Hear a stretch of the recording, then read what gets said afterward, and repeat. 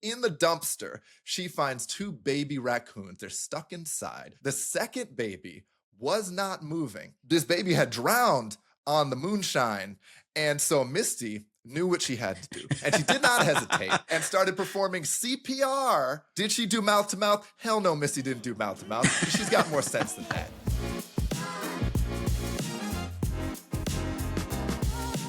Hello.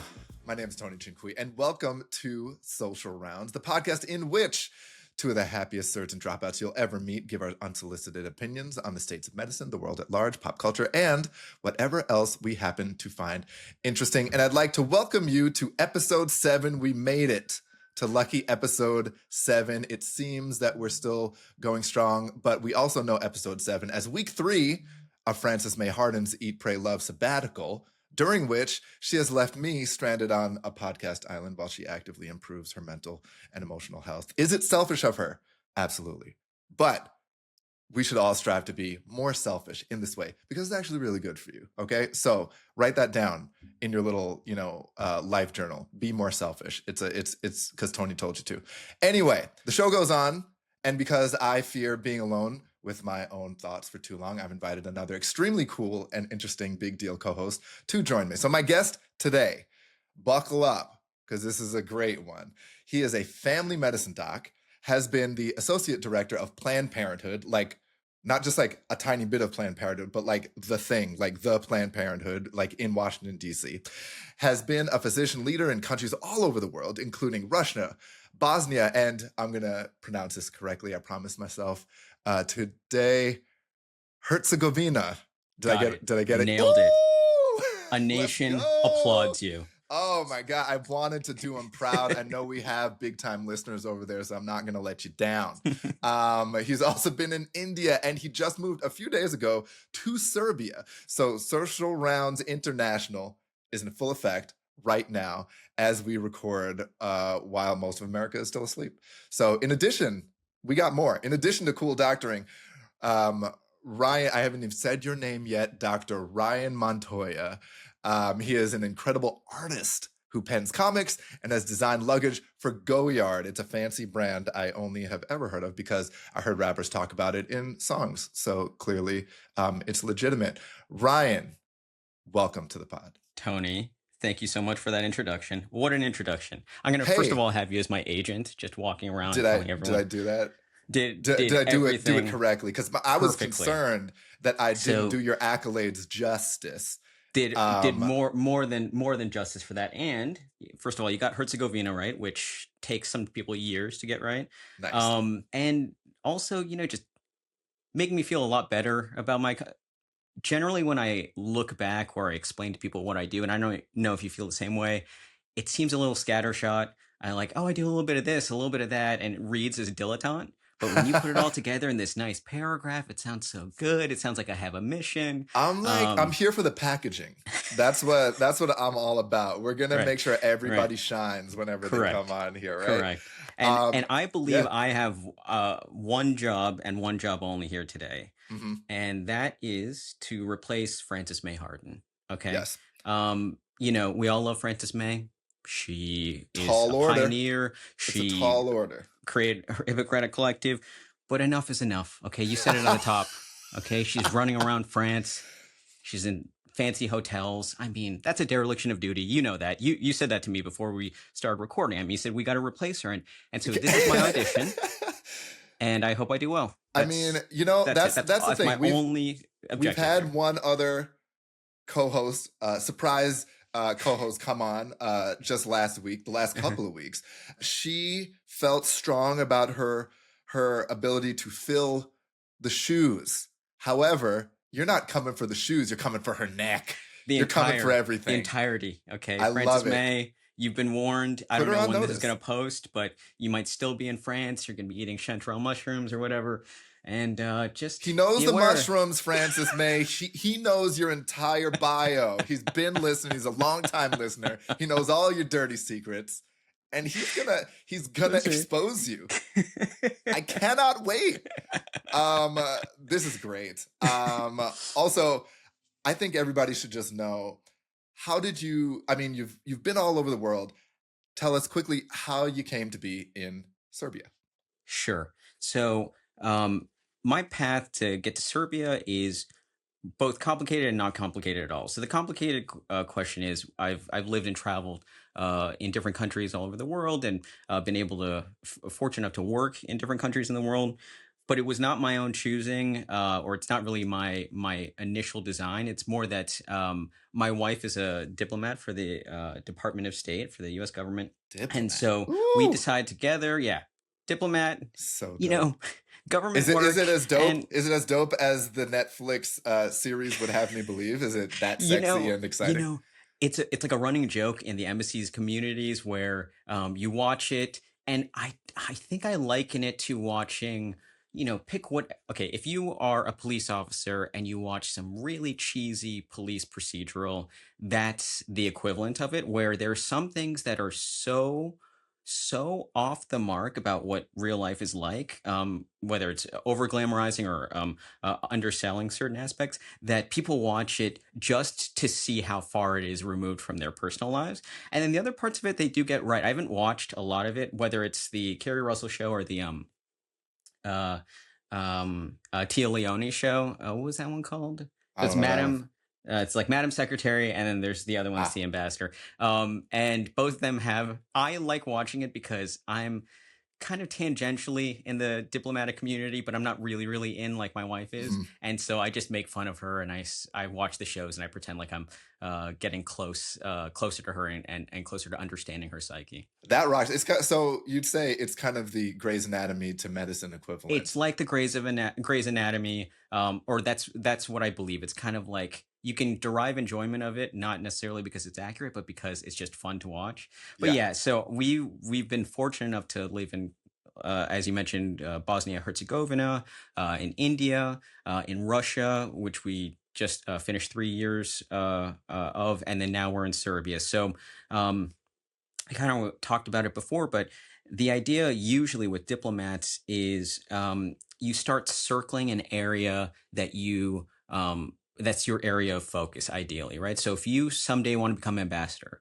you might start in a region that just needs a lot of visas to be processed, but then eventually, as you move on in your career, you make a lot of moves, you do the right jobs, you get to know the right people, and then you start circling a certain area. And for us, that area is the entire Slavic region of basically former Yugoslavia. So that includes countries like Bosnia Herzegovina, Serbia, Montenegro, Croatia. Croatia, by the way, was not even on the map in the cultural consciousness like 10 or 15 years ago when we started this. And then after Game of Thrones and then all Everyone these wants to go travel to shows, Croatia. everyone wants a piece of Croatia. It's annoying because we used to go there all the time and it used to be cheap, really cheap, and now it's getting just outside of affordable. So there's still gems in former Yugoslavia where people don't think about it in a vacation context. And Hmm. I just, depending on the listenership of this show, I kind of don't want to give off too many secrets, but we love it here. The air is fantastic. But I'll try and undersell certain things if I don't want people to go there. Okay, If because I I was just gonna want to keep it for say my own. Yeah. I live in England, Yeah. as the listeners know. Yeah. We haven't done enough European travel since we've been here, and so I'm just like, maybe I'll come to Serbia. You What's should. popping in Serbia? It's amazing. So both the countries we've been in, but Serbia in particular, what we love about it is it's got a bunch of different eras of Europe in one, all existing at the same time. So you have like ancient Europe, because this is an ancient city. Where we live is Belgrade or Beograd. It's like where these two rivers meet, the Sava and the Danube. And so you have like places that have been there since the 700s or 800s. And then you Hmm. have Soviet era, which depending on your mood is really interesting, really kitschy, or can bring up bad memories. But for me, it's fascinating Hmm. to see the Soviet era. You have the Austro-Hungarian era. It's sprinkled all the way throughout the city. And then you have the post-war era, and like now, people still have this idea that it's like, oh, they're just recovering from this war, even though the Yugoslav wars were It over was a 30 really years long time ago. ago. Yeah. Yeah. Hmm. And so it's interesting. This first generation of kids and adults who grew up after the war, they have like a very different view compared to people who lived through the war. So I think it's fascinating. It's still pennies on the dollar compared to Western Europe, and we love Western Europe. We love all the stereotypical places to visit, but this is really still we think a hidden gem. So Yeah. come, just you. No Just you. Don't listeners, bring your come. Okay. friends. Yeah, yeah. Don't tell too many people. Yeah, don't raise the prices. I can just afford to live now. So please do not raise the prices in this area, and we'll be fine. Yeah. Well, yeah. I mean, the trouble is that we're so massively popular right now, this podcast. I mean, We're already I don't know blowing what this. I We're don't know already what blowing this up the here. exact numbers are, but we're in the modest, 7 figures at the very least. So, I mean, I believe sorry, that. Serbia. I mean, we coming. Everyone's coming. They come there to eat good and That's until the right. prices go up. That's right. I would just say this is gonna be a great conversation. This is Social Rounds Europe today. Not only that, it's Social Rounds Wife Guy today, and Social Rounds Man Correct. Time as Correct. well, because we haven't had 2 men on the mic on Social Rounds to this point. You can That's right. feel the That's right. testosterone oozing toxically That's through right. your headphones right now, and it's only going to get worse, guys. So I can't wait to bring in the long neglected last quadrant of our Correct. I listeners who mean, need this. our producer Hannah was just saying to us earlier that there aren't enough men in the podcast space, and I said I agree, Hannah, and this is what we're going to do about it. We're going to have two Yeah, guys there aren't enough talking. men in power generally.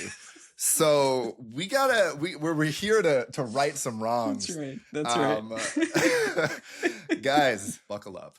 It's gonna be great. Anyway, we're gonna hop in. So, segment number 1, news, in which we give our rapid fire takes on recent inside baseball medical news and outside baseball news of medicine out in the real world. So, inside baseball news.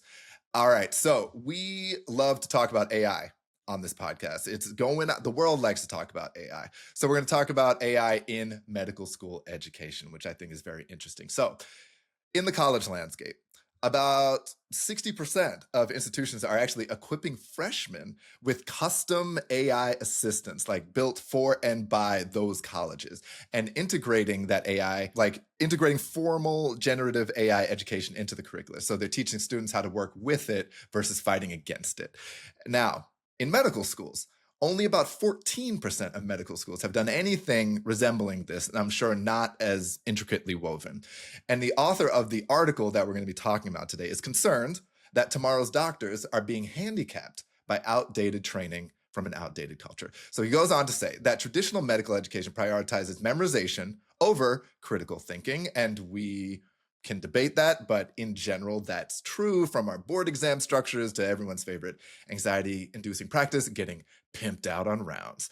And in a world where the AI in your pocket is going to have the entirety of documented medical knowledge available at your fingertips pretty soon, it's time to educate our doctors in a different way. So the article actually gives us a couple suggestions as to how this could look. So one suggestion, AI as a co-physician. So imagine a class where students are given a complex case like woman with fatigue and a facial rash. And then first they develop their own differential diagnosis. And then they prompt an AI to do the same thing and engage the AI in kind of a back and forth dialogue, kind of challenging its assumptions and its reasoning. The goal not being to get the right answer from the AI, but to use it to broaden their own thinking, expose cognitive biases, like teach us how to think better. Another way it could be used is kind of managing chronic disease with AI support. So students would also design patient care plans that integrate traditional medical therapy, lifestyle changes, also integrate AI-powered apps. So for example, the apps that create customized educational materials or analyze your blood pressure monitors or blood sugar monitors at home, and then enable patients to manage chronic conditions better between visits. So in this way, students learn to stay on top of the latest that generative AI has to offer patients, and also help empower patients to use these tools appropriately. So the point of the article, when it comes to AI, don't be scared. Just get with it, or you're going to get left behind. So, Ryan, given what we know about academic medicine's resistance to cultural change, are doctors of tomorrow doomed already? Like, do they even have a chance? Yeah. So first of all, I didn't realize we were going to solve AI during this podcast, but that's No, we're great going to solve the whole thing. it was on my to-do list today. Okay. To answer your direct question that you just asked me, I do believe medical schools are always a step or two behind academic institutions on the undergraduate or other graduate levels. And whether or not that's by design, entrenched culture, bunch of old people still running things before they die, I don't know. I don't know the answer to that, but for sure, you and I have experienced it, and it's always kind of one step behind. Now, is that a bad thing? I don't know. I spoken to a few. So when I was working in Russia, I got the chance to interface with NASA, with the doctors there and some of the scientists there, because they have a mission in Star City where American astronauts go up and they meet with Russian cosmonauts, and they board or they leave for the International Space Station docking from Russia. Okay. Oh, I Yeah. didn't even know that. So the Yeah. Yeah. I launching didn't. pad for folks, it's all in Exactly, Russia. Yeah. exactly, Okay. So they come exactly. and And so hang a lot out. of our American astronauts go through there. I got a chance to meet some of them, just really, really fantastic experience. But I spoke with one of our NASA engineers, obviously brilliantly talented guy, and he was talking about the NASA of the '60s versus the NASA of now, and the NASA slash SpaceX of now. And he said, things moved so glacially slow in the '60s. Mm. Things had to be checked, rechecked over and over again. And the idea was they not only wanted to get things precise, but they needed to have what they considered a reasonable buffering to allow certain mistakes to happen. Mm. I can't say for certain whether or not medicine takes so long because they really, really want to get things right, even though we know there are a lot of things wrong with the culture of medicine, or if it's just runs slower than everything, it's just slow to adopt, and people are reasonably more cautious when it comes to people's health. That I don't know. When it comes to AI, so a question I hear posed a lot, and I don't know if you've discussed it with your colleagues, is, "Oh, are you for or against AI?" And that to me is It's an a wrong irrelevant question. question. Yeah. It's an irrelevant question because it's here. It's like 1999, people asking, "Are you against the internet?" Too bad, it's here, right? Gotta remember that. What, me too, right? It's My like, are you MSN gonna account. I'm like, yeah, this are you internet thing's gonna hop onto this internet thing? I don't correct. know, man. You for it or against it, I right? got Now, Betamaxes, and I'm staying right here. that's right. That's right. Now you should know about something about me, and I'm a traditionalist in a lot of ways. Okay, I like old things. It's a little bit of golden age thinking or false nostalgia, right? So like thinking about things used to be better back then, right? Like old stuff. I like old luggages, old Yeah. watches, et cetera, et cetera. But it's a Phone fantasy. books. Get old books, right? I like books instead of e-readers and things like that. When it comes to technology, um, I try and contextualize things based on what all of us, or certainly people of my age, have seen before, right? So I remember when the Human Genome Project was just about to be completed in the early 2000s, right? 2001. Okay, and so Whitehead Institute and all these places were rushing, right? Because once we sequenced the entire human genome, that was it.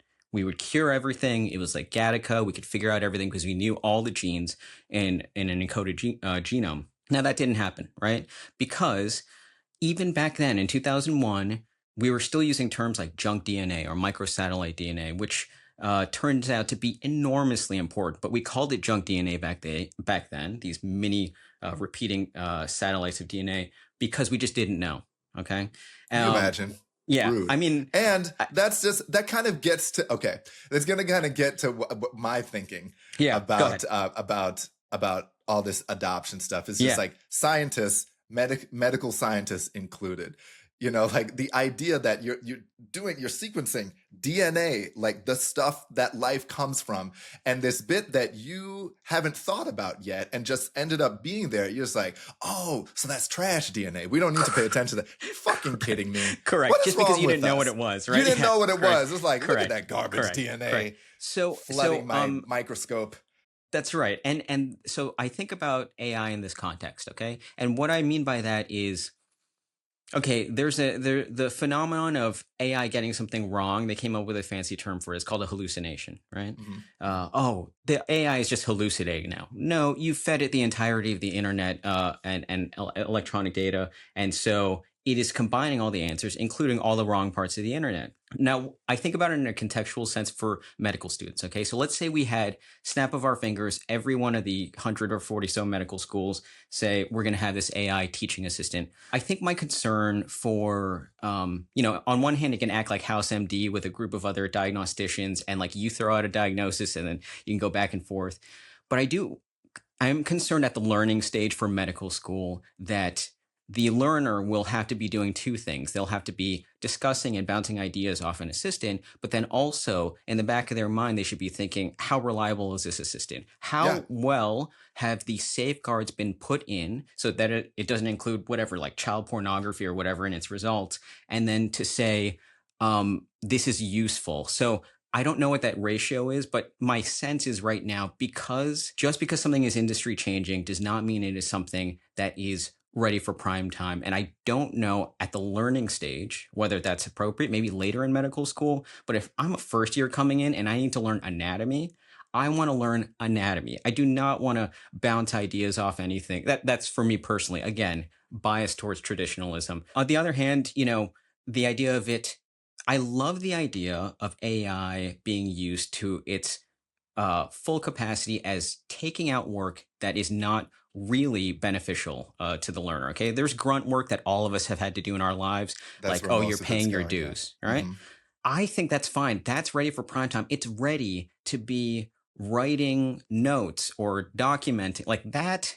I don't think if you took away all documentation, all CD 10 or 11 codes from people and they never learned it, no one would be worse off. Here's where I'll push back. Yeah, I understand your hesitancy to involve it in, clinical decision making and that sort of thing, because yes, it's pretty good right now, but it's not perfect. Will it ever be perfect? Probably not. But is it ready for prime time? Does that matter? Because it's being Here. used anyway, It's here, yeah. right? Like Yeah. it's here. Yeah. Your Yeah. patients are using it. Like they're using this instead of Google, Sure. so you Sure. got to be ready to like Yeah. have those conversations about Sure. how to navigate it along with your patients too.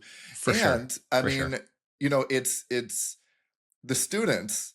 We got to remember, I mean, I am an elder millennial. I'm in my 40s right now. I know I look fantastic because I just glow. That's how I do things. But the students right now, these Gen Z students or Gen Alpha or whatever is younger or older, like they're using this day to day. They're using AI all the time for all sorts of different things, like in ways that, our generation, like the way we start using tools like this is just as a Google replacement, right? That's what we know. But they grew up knowing it as something very different. They use it in school already. They have already used it in college.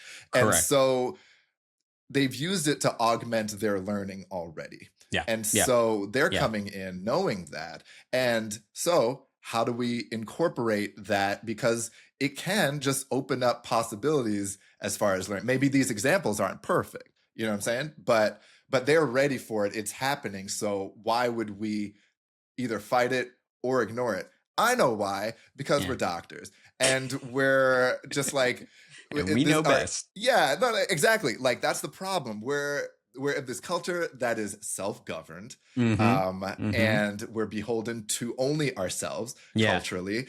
And we also generally think we know better than everybody.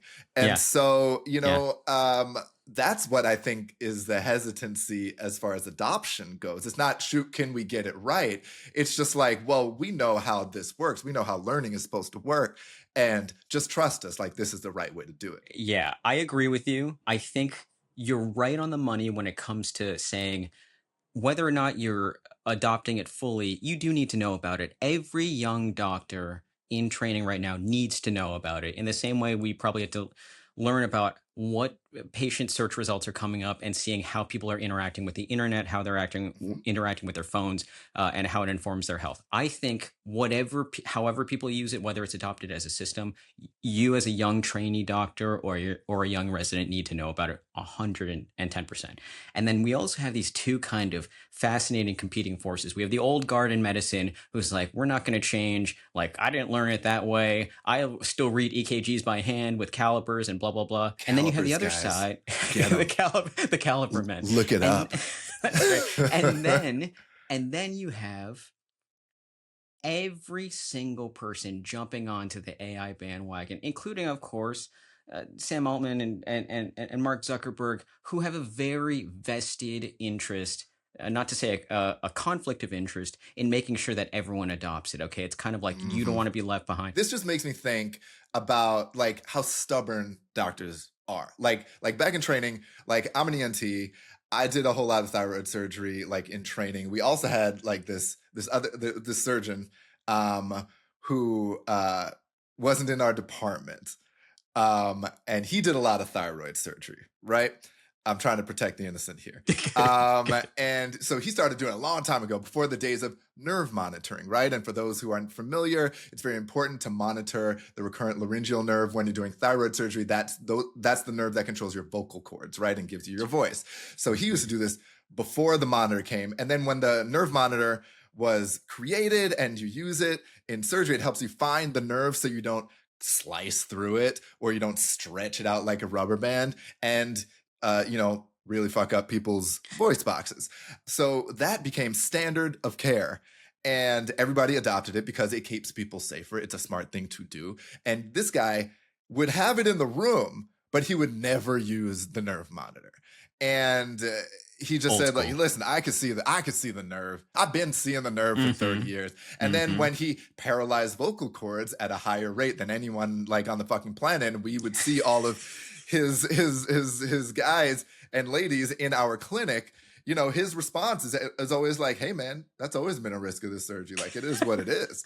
So anyway, like I'm saying, do better. Don't get all left of us behind. can do better. Don't get left behind. Yeah, just I be agree with gracious. Leave your ego out the door. Okay, let's move on to even better news, the outside baseball news of the week. This takes us, okay, I'm just gonna paint the picture right here for you, right? So we got a story out of Kentucky, one of my favorite places. I've been there. I've only been there for the Kentucky Derby, and I just had a blast. But this story has everything you could ever want out of a story from Kentucky. And it's like heartwarming as hell. And it's also, this article we got it from is written with a very sassy pen by a journalist, and with some extremely Kentuckian quotes. So I'm gonna sprinkle some of them in. So our protagonist, Misty Combs, so she's a veteran nurse. Okay, she's been in this game for like 21 years from Letcher County, Kentucky. All right. And she was having a normal day, and she spotted a panicked raccoon darting back and forth through a parking lot. Right. And she recognized it as raccoon panic. Right. So she goes over to like figure out what's going on. It's like hanging around this dumpster that belonged to the Moonshine distillery next door. So Moonshine also popping in Kentucky. And I've had Moonshine. It's delicious when it's done well. So Misty runs over, throws caution to the wind, runs over to check things out. In the dumpster, she finds two baby raccoons. They're stuck inside because they were snacking on fermented peaches, which is what they make the moonshine out of. So it's basically alcohol peaches. So Misty then, she looks into the eyes of the mother raccoon, and she knew what she had to do. And then she's quoted. She says, quote, "I was like, we have to get them out.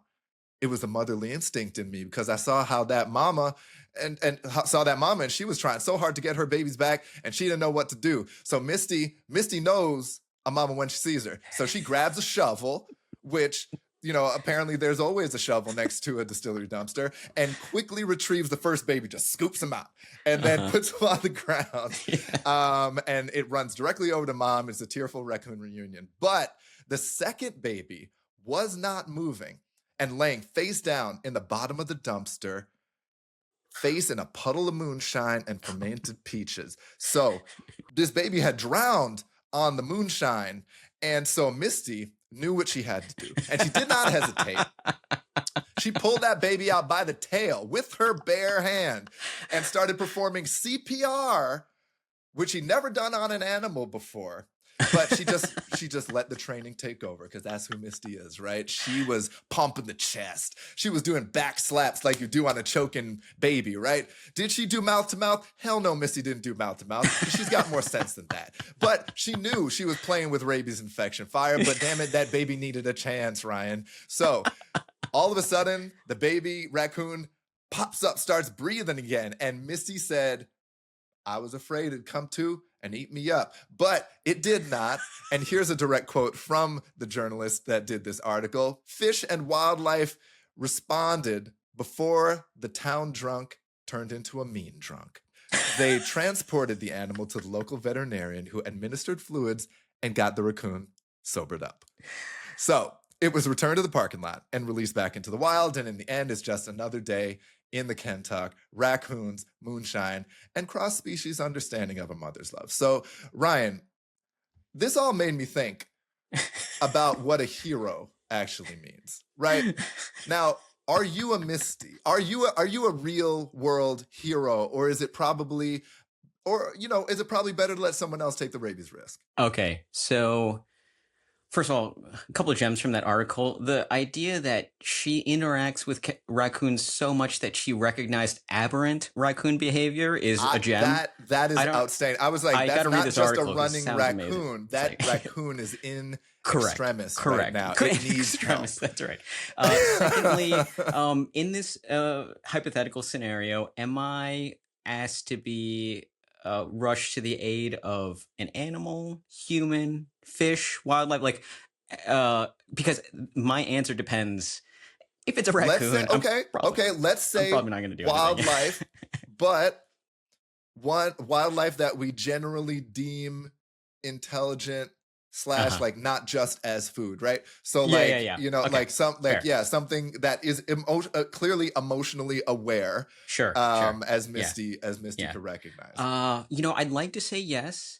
Because I can always lie to the listeners and pretend like I'm a good guy. I've actually experienced something not dissimilar where we have these really, when we were living in Russia, they had these really, really large birds, and I'm not an ornithologist, so I don't know if it was a crow or a magpie, but they had these huge black beaks, and they just looked mean, okay? I actually treated them very nicely and they didn't bother me, but when they get angry, they're very, very strong, and they work in kind of like these packs or murders, I guess, if they're crows. And they can lift up small children, okay? When they were like... Yes! There was like... Did you see them lift up a child? We had heard multiple stories when I was working in the health unit of these crows or magpies had thought that... a human had killed one of their babies, and so they were staking us out on the top of our embassy complex and then swooping down on the children because they figured, these are the most defenseless ones, which is correct. And a couple of children were being lifted off their feet by the crows, okay? Yeah! Now, I'm giving you context here, okay? Because later on, after all these stories and after hearing about children being lifted, I walked out of the health unit one day and I saw a magpie or a crow or whatever pinning down a smaller bird, looked like a pigeon. And I'm like, okay, that pigeon's done. Like, there's just no two ways about it, okay? And did I rush to its aid? No. And instead, the magpie ripped off the pigeon's head, like in front of me, and then looked at me like, if you do anything, you're next. And I'm like, listen, buddy, you know, like that scene in The Town when the cop looks the other way, when they all have those machine guns? That was me. I looked the other way and I had to get out of there. Here's the deal with birds, right? Majestic, yes. Famously ill-tempered. Okay? It doesn't matter how big the bird is, they'll fuck up another bird. They don't care. Correct. And the thing is, it's the magpies, because they're the cute-looking ones here. They're really beautiful birds, but apparently they're known to eat other birds when the opportunity arises. So if you see a magpie like doing their thing, like get the fuck out of the way, because they will eat that bird, and then they're gonna remember. They're gonna remember you. For sure. I am seared into their memory. They're like, little Asian guy, if you come back here, fuck around and find out, basically, right? That said, if this were a human, we're all swear by the Hippocratic oath. This is a funny set of stories, but I have the dubious distinction of having been called to a medical emergency on an airplane 18 times. Um, 18. That's a yeah, good so number. it's I've only had two. my stories would seem unbelievable if not for the fact that my wife were there for almost half of them, including one where I was her medical attendant because she was having a medical emergency and we had to evacuate her to another country. But it happens all the time, and so there's this interesting phenomenon. I don't know if it happened with you, but usually when you get called to a medical emergency, they'll put a call over the PA, Hmm. and You gotta hope they're you don't have like your personal headphones on, and or correct, you're not correct. like eating your Eating, you dinner or got stuff something. all Yeah. over your face. Hmm. But I will usually respond right away, and then minutes later, sometimes like 10 or 15 minutes later, someone else will come up. A medical professional, might be a doctor, nurse practitioner, nurse. And I like to call them second responders because they don't want to actually attend to the medical emergency, but they want to stand up and get kind of like social credit. They want to see other people looking at them. And I remember I had the first time I responded to a medical emergency, I was shoeless. Sue me, okay? I take off my As shoes. one is on the plane, you do what you have to do. That's right. So I walk Take over in them my off. socks. Yeah. And this guy's having a panic attack. So I was just talking him through it. And we're just making sure that there wasn't anything else going on. And then this gentleman who's 2 rows behind the person who's having the panic attack stands up 10 minutes later and is a cardiologist from the great city of New York. And he's talking about his practice and like, what kind of work do you do? And I'm like, buddy, are you going to help or you're going to not? Like, he's a second responder. His answer is he would not help out even in a human situation. My answer for humans is I'll help out. No I questions mean, asked. I never thought of this analogy before, but this situation, I've been both primary and secondary responder. And this situation is basically the equivalent of a dude grilling food for a family, in a backyard, and then they're having a party, and then other dudes come over and just like look over his shoulder at the grill, right? That's Just be right. like, yeah, you don't want to flip that. Correct. But Backseat they don't grilling. want. They're Right? not going to get on the grill. They just Backseat have to grilling. be there. Sure. Have Sure. grill proximity. 100%. 100%. So Yeah. yeah, that's exactly what's happening on planes and Correct. other modes of transportation. Would we Correct. recommend being a secondary responder? I don't. I say if you're not going to do anything, just sit down. Sit down. All It's right. fine. I mean, There's no shame in that. my medical expertise is rapidly falling out of my ears as the years go by. And so I don't know how useful I am anyway on a plane these days. So if I see, the bodies flying to the back of the plane to take care of You're someone, like, I'm good. I'm good. Yeah. I'm going to let y'all do that. You know what? You would have been amazing. I was taking this one flight with my wife, and it was going to Singapore. And this woman had dislocated her jaw. She had temporomandibular jaw dislocation, and her jaw was stuck open. And this is like garden variety for you as ENT, but for me as a family medicine doc, I'm like, what the fuck do I do here? So, another family medicine doc came up, and we saw her. She looked like a snake, right? Like again, I had never seen it before. Her daughter's crying, and her face is really red. She's in a lot of pain. Face is funny, and her mouth is kind of like. Exactly. Yep. And so this family medicine doc, we turn around, and you never want to show people that you're Googling stuff, right? So we look up on Medscape what to do. It's like, okay, so you can put your hand around the mandibular process and kind of like reapproximate the jaw. You can also go internally, but you have to make sure that you move your thumbs out of the way so that the jaw doesn't. Yep. Correct. Mm-hmm. And so we were reading this, and the family medicine doc looks at me and he goes, you want to do it? Because neither of us had any clues. I'm like, all right, here we go. Here's a fun fact. Yeah. With dislocated jaws, you're probably not going to make it worse by trying.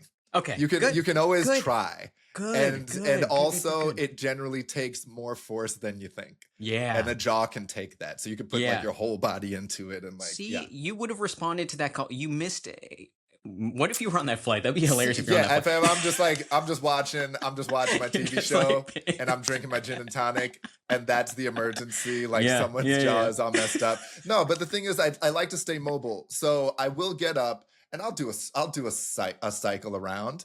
And if it looks like, if I see jaws over there, I'll get involved. But I think generally we should have folks just clearing the grill watchers. Just get them out of here. If you're not going to help, no problem. Sit down. Just keep it moving. No worries. Okay, great.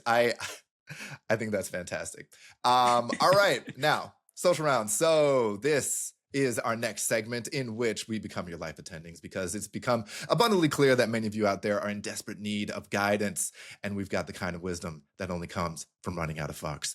And this is a great thought. And it came to me because I knew I was talking to you, Ryan. So we both got extremely interesting interests outside of medicine and very interesting lives outside of our jobs. But these interests and lives are never appreciated, and they're often ridiculed by our profession, especially by our bosses, like when we're back in training. So in order to keep up appearances, there are times when we definitely lie to the people we work with about what we're really up to or what's really going on. And honestly, I think these types of lies are okay because they're ways to protect ourselves in a world that won't do the same for us. So for example, back in residency, I made the mistake of like sharing with an attending that I'd recently finished reading one of the Hunger Games books, which I thought was great. That was when the Hunger Games were like a big deal. And unfortunately, that day in clinic, I didn't like answer all my medical questions correctly. So from that point on, it had become it had gotten circulated to the rest of the attendings that, oh, Tony has time to read for pleasure, but not enough time to read textbooks.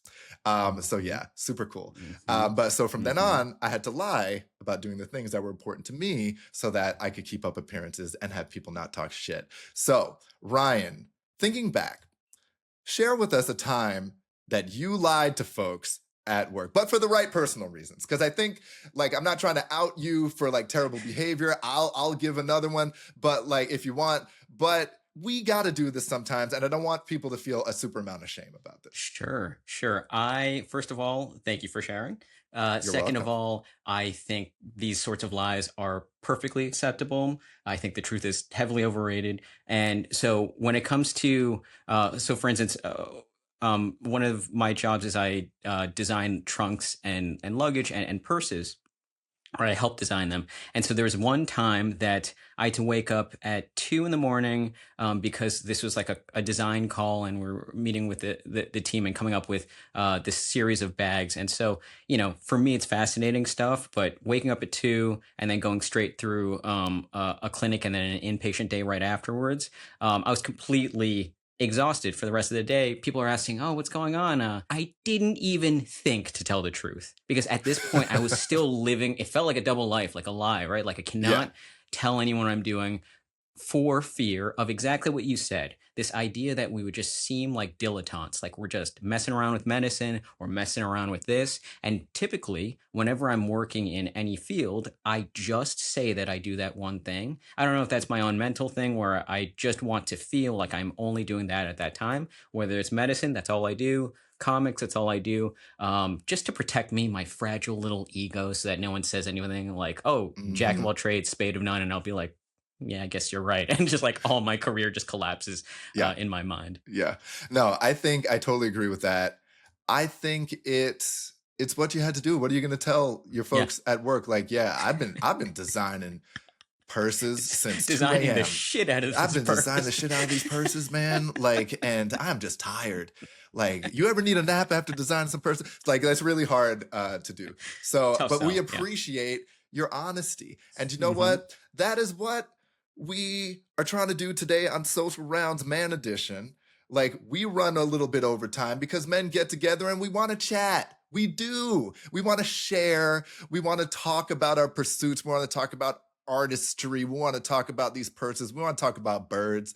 We want to talk about all that stuff. And so I invite everybody, just free yourself. Free yourself to talk about whatever you want to talk about. We're having a great time. We hope it was informative for you. But with that, I think we've had another super successful and legendary episode of Social Rounds. Ryan, thank you so much for being here. It's been such a pleasure. Tony, thank you so much for having me. I'm glad I got the job. Yep. I'll send a just let Francis May know just to stay in and Europe. Flowers for sure. Yeah. But this has been a lot of fun. Thank you guys for having me. Amazing. Thank you. And if you guys enjoyed this episode, please subscribe, rate us 5 stars, leave us a review, and check out our website, hippocratic-collective.com, for more shows and content like this. Thanks again for tuning in, and we will see you next week. Goodbye.